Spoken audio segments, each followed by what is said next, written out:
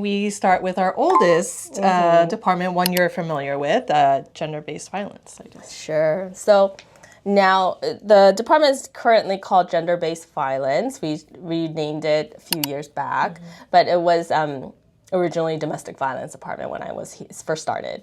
And for the Gender-Based Violence Department, you know, there are advocates and therapists, so mental health therapists who work on providing therapy trauma, also mainly providing resources and case management services for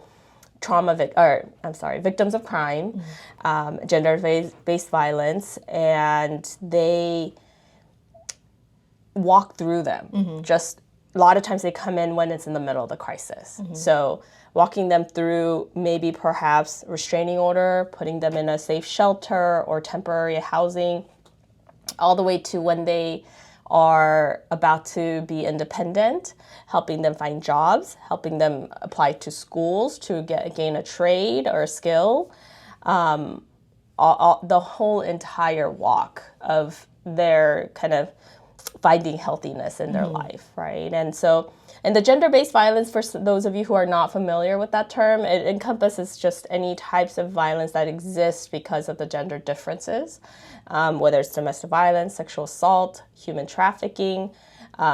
We also have in the past work, and still do, work with North Korean refugees as well.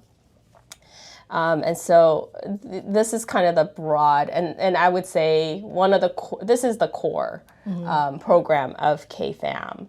And I think if I have to highlight like one unique thing about this program or department is that we work with faith leaders.